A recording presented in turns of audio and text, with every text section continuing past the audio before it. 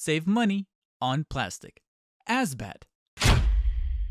Azrael in Batman armor, some people call him Asbat, which I think is a little derogatory. I like to call him something even worse, Walmart Batman, because not only does he have the color scheme to match it, but also he happens to be a gold label Walmart exclusive that can only be found there. So good luck trying to find him now. He's a little bit on the scarce side, but thankfully I was able to pick a unit up, and here we have him in full 7-inch form. And I don't know exactly where to begin, because this is a figure that looks really good, but he doesn't really feel good. It's almost like Todd probably thought to himself, no, people don't really go to Walmart. They don't really go to Walmart to toy hunt, let alone just shop for the groceries. So let me go ahead and just not exactly give too much attention to a bit of the quality of plastic utilized to demonstrate Azrael Batman here.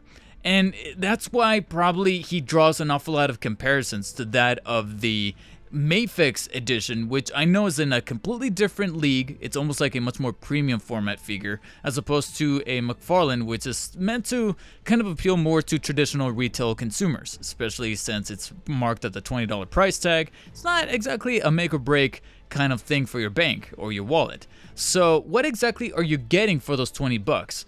You see before you hear that you have a 7-inch Batman figure that from looking from the outside in beyond the window of the box and in person, he definitely has a sculpt to him that looks awfully badass, because Azrael pretty much took the inspiration from his original costume to then mix it with that of Batman's during the Nightfall storyline. And you can see that obviously McFarlane, always going for the cool looking, definitely emboldens that here with the blue, gold, white, and gray aesthetic.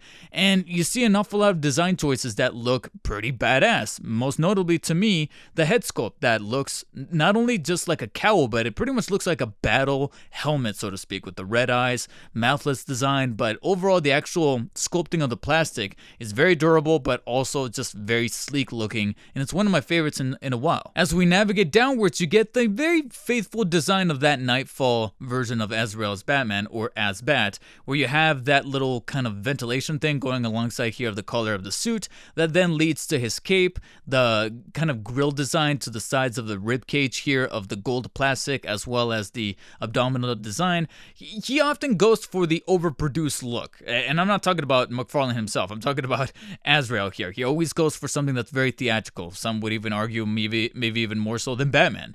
And you could see an awful lot of the overproduction going alongside here, the shoulders, the gold-plated sculptings of the plastic, kind of just very bulky, very abrasive. And then we get to the gauntlets here, which look pretty much like turbine engines on his forearms that, again, speak to the character.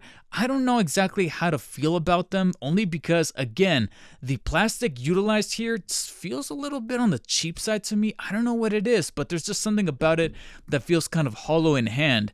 And it's very difficult to demonstrate in video format. This is honestly just something you're going to have to take my word as gospel, or just figure out for yourself when you do manage to come across this figure out of Walmart. At least pick him up and hopefully see what I'm talking about here, because as you kind of handle him in hand and move around the arms and the legs, especially the way that the legs are sculpted, it just feels just a little off. I can't put my finger on it necessarily, but there's just something about the way the plastic feels that makes me a little bit more on the thankful side that McFarlane doesn't charge extra for gold labels. They charge them at the same price, so that's the only thing that's kind of taking a little bit of the sting off. And as I mentioned before, a lot of these overproductions with the not only the belt around his thigh, but also the one around his waist, and then we get to more of those little spikes going alongside here of on the shins and the legs, the bottom part of the calves, are part of that design. I understand that. I just wish that if you're going to go all the way with a design like this that's overproduced, go a little bit extra on the production as well, and I just don't feel that coming across. And there's no other part of the figure that exemplifies this more than the cape. I like the spikes on the shoulders, and again, the faithfulness of the design, the triangle design here on the front part that just kind of overlaps the shoulders, then kind of seeps its way down to the bottom part of the cape, as you can see right here. And overall, I do like the look and the design of the cape. It's gonna take an awful lot of real estate on your shelf, but at least it's, again, kind of paying homage to the character of falling into those trappings of being very theatrical and abrasive with his presentation. Again, it's just that quality of rubber that's being used here, not only for the actual wingspan of the cape, but also this top shoulder part that covers the shoulders and kind of seeps its way over to these little hooks on the sides. That just feels just a little Fisher Pricey to me. It just doesn't feel all too quality. And because of that, I just feel like there's an awful lot of missed opportunity here with this guy that I think would have worked in its benefits, especially when it comes to standing him, because this cape is going to make the guy very top heavy. So you got to make sure that your legs are on point, and they're sculpted in a way where it never feels like they're fully closing and balancing themselves. They're always kind of offshooting to the sides, as you can see right there, just kind of constantly falling around. That leading up to this review, I thought to myself, am I going to really use the black base this time around throughout the entirety of the review? And so far, I've been able to survive, but at the cost of having Azrael Batman here almost always posing with a split kind of look to his legs. He can never really fully close. Otherwise, again, that top heaviness comes back into effect. The articulation doesn't do it any favors, which is a shame because it's actually pretty good. The head is able to fully rotate as before with other McFarlanes and has a very smooth feeling tilting up and down. And I'm actually genuinely surprised by how the collar piece is able to kind of be designed in a way where it never gets in the way of that. So kudos to them for that. Then we get to the shoulders that have a very interesting design. They went with this kind of very much, I always mention that the shoulders always have these ball joints, but this time it's almost like the entirety of the shoulder is a ball joint, as you can see right here from the design that they actually went with. It's almost like a whole circular orb pretty much makes up his shoulder in a very robotic kind of way, but thankfully it benefits the articulation, which would be able to rotate vertically 360, but the cape itself is going to just cancel that out completely. As I moved it though, I can definitely feel an awful lot of mobility going alongside the shoulder, not only for the rotation, but also the extension to the sides is very free-flowing, as well as a slight bit of shrugging motion, as you can see right there, baked into the inside part of the joint. So a lot of mobility going on right there. It's just that once again, the design just kind of counteracts that a little bit. We then get bicep swivels right there that are completely separated off of the main shoulder piece, and then two joints at the elbow that are fully able to bend all the way upwards, but that very overproduced gauntlet is kind of getting in the way a little bit, so full bending is not really going to happen. Then we get to the clawed up hands, which do have a decent ball joint. It's that archetypal ball joint that we've seen before, not the one that I like, but it does a decent job of being able to fully rotate 360 degrees, as well as pivot inwards and upwards, actually rather ratcheted. So again, an awful lot of movement going alongside right there. It's just the overproduction that again makes things feel just a little off. And speaking of which, we get then the torso, where we have two cuts, one in the middle part that separates the golden piece here from the white abdominal rubber piece, and is able to pretty much rotate 360 degrees, albeit it's a little tight when you kind of get back to the neutral position, but it can happen. And then underneath what you could consider like the white corset piece around the abdomen and the cargo utility pockets here on his hips, you do have a waist joint that is able to slightly nudge from side to side. I haven't been able to get it to rotate all the way around 360, but I feel like it's possible. I just don't want to tempt fate there. Then we get to what I thought were the very problematic leg joints here because of the way that they're just designed at an angle that I don't particularly love, but they are able to fully extend all the way to the top about that far and almost to the back slightly like so.